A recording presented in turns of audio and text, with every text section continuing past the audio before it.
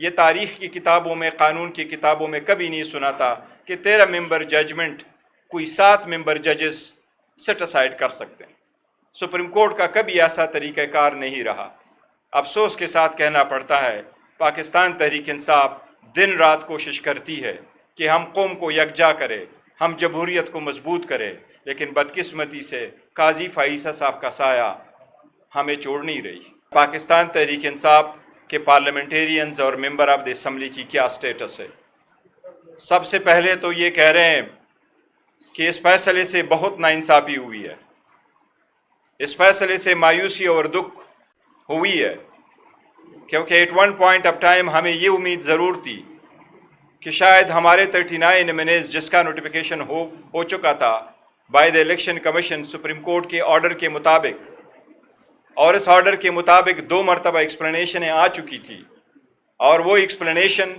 اور وہ 39 کی نوٹیفیکیشن کسی نے چیلنج نہیں کیا تھا، تو یہ امید ضرور تھی ہمیں کہ شاید ٹو دیٹ ایکسٹینٹ ہمیں ہماری ریزرو سیٹیں ملے گی۔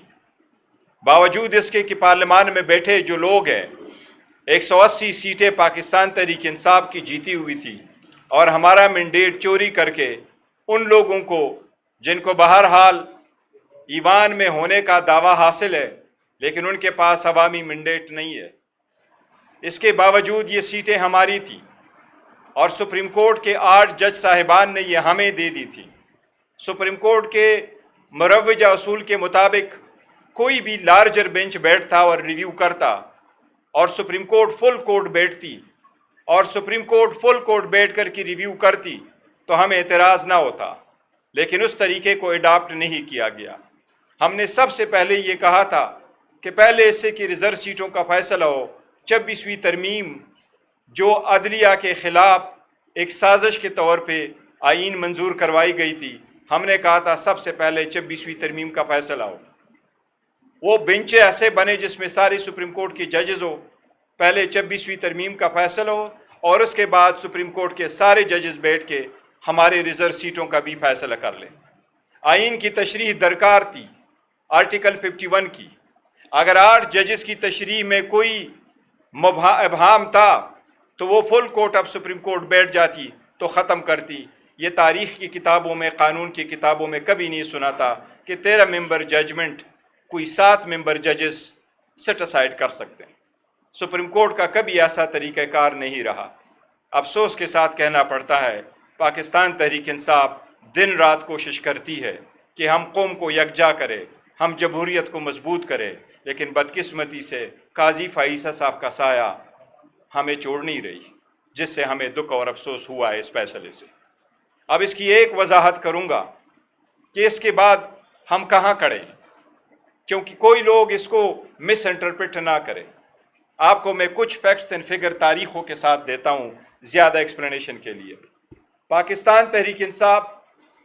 پاکستان کے 859 کنسٹیچوئنسی پہ 850 کنسٹیچوئنسی پہ ہم نے الیکشن لڑا تھا۔ ہمارا مینڈیٹ چوری ہی صحیح، لیکن جو ہماری سیٹیں جو نوٹیفائیڈ ہوئی تھی، جو ہم جیت چکے تھے، وہ ہماری سیٹیں ایسی تھیں کہ ہمیں 13 جنوری کو جو آزاد نشانات الاٹ ہوئے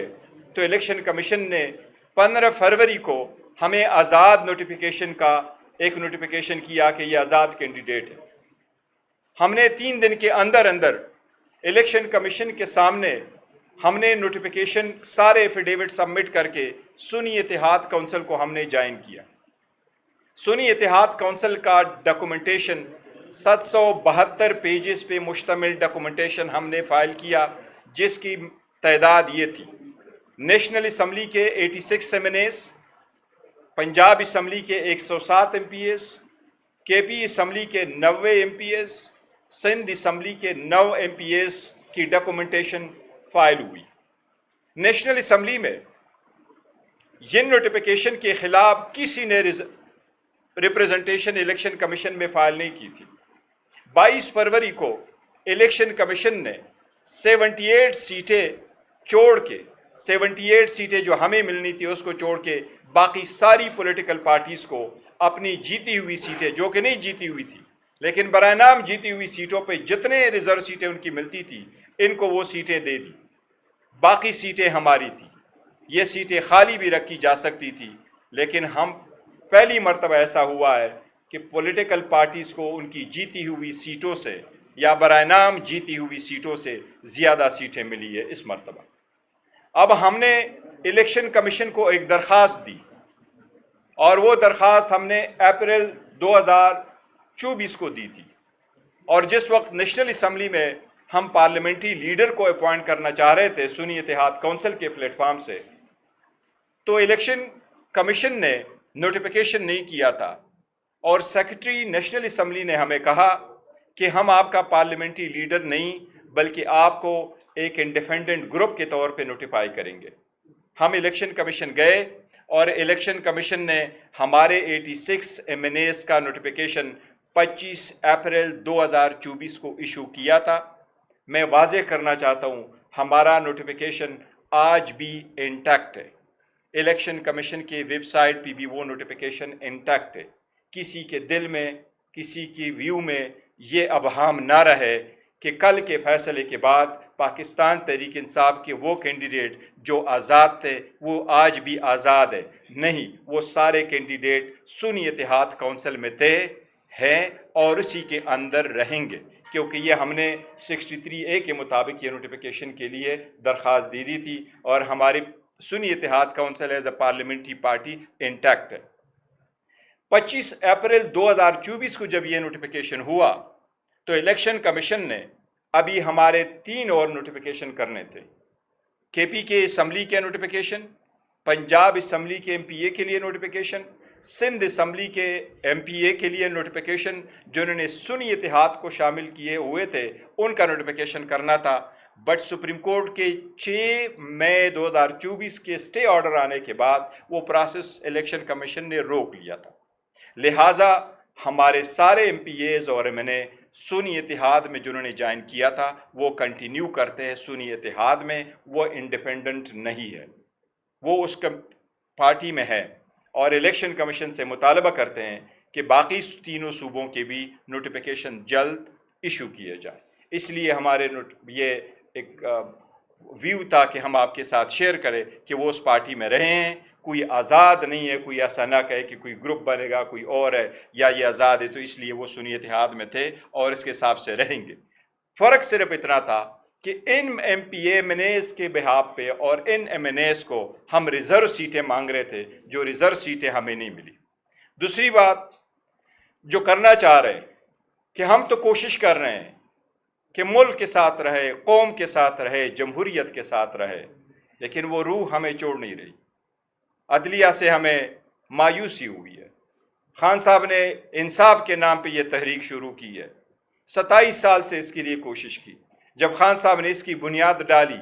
تو رول آف لا اور جوڈیشری کارکردگی میں پاکستان 90 نمبر پہ تھا،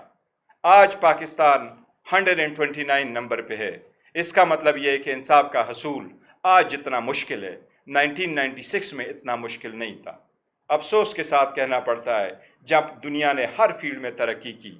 بدقسمتی کے ساتھ پاکستان کے عدلیہ اور جوڈیشری میں کوئی پروگرس نہیں آ سکا۔ لوگوں کو بروقت اور انصاف ہوتا ہوا کیا نا انصافی لوگوں کو ملی، اس پہ بہت افسوس ہو رہا ہے، لیکن سٹرگل کنٹینیو کریں گے۔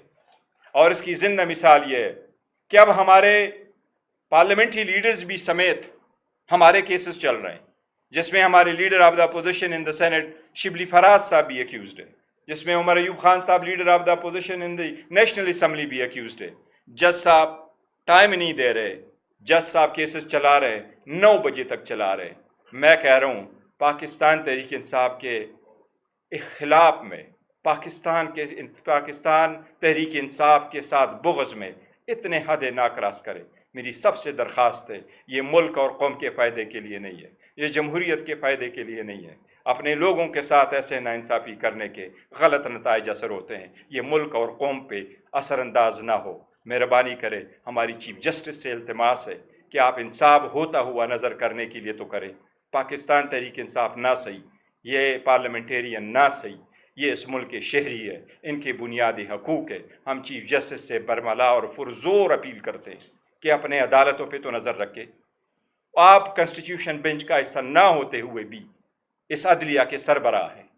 ہم لاہور ہائی کورٹ کی چیف جسٹس سے مطالبہ کرتے ہیں، پرزور مطالبہ کرتے ہیں کہ آپ آئینی بینچ نہ ہونے کے باوجود بھی اس عدلیہ کے آرٹیکل 203 سپرویژن آپ کا فرض ہے، اس عدالت کے احکامات منوانا بھی آپ کا فرض ہے، لیکن ان کو آئین اور قانون کے مطابق عدلیہ کے لیے قانون کے مروجہ اصولوں کے مطابق انصاف کی فراہمی آپ کی آئینی ذمہ داری ہے۔